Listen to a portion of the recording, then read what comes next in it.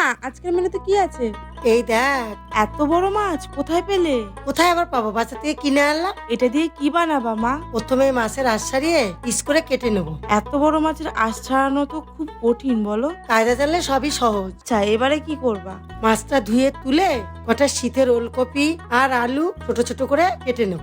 এত বড় মাছ সবটাই কি আজকে রান্না করবা মা? না, সব করব না, যতটুকু লাগবে ততটুকুই করব, বাকিটা রেখে দেবো। এবারে কড়াই বসিয়ে তেল গরম করে মাছগুলো এক এক করে ছেড়ে দেবো। এপিঠ ভাজা হলে ওপিঠ, ওপিঠ ভাজা হলে এপিঠ। এবার ভাজা মাছগুলো তুলে ওই তেলে জিরে রাঁধুনি ফোড়ন দেবো। তারপরে কেটে রাখা শীতের ওলকপি আলু এক এক করে দিয়ে পরিমাণ মতো নুন হলুদ দিয়ে, মা লঙ্কা বাটতেই তো ভুলে গেছি। হ্যাঁ, তুমি ওই করো। তাড়াতাড়ি লঙ্কাটা বেটে দিয়ে দেবো। এবার সব একসাথে জল দিয়ে ঝোল ফুটে উঠলেই মাছগুলো এক এক করে দিয়ে ধনে পাতা আর 1 চামচ ভাজা জিরে গুঁড়ো দিয়ে নামালেই তৈরি হয়ে গেল শীতের ওলকপি দিয়ে রুই মাছের পাতলা ঝোল। নিয়ে এবারে খেয়ে দেখ।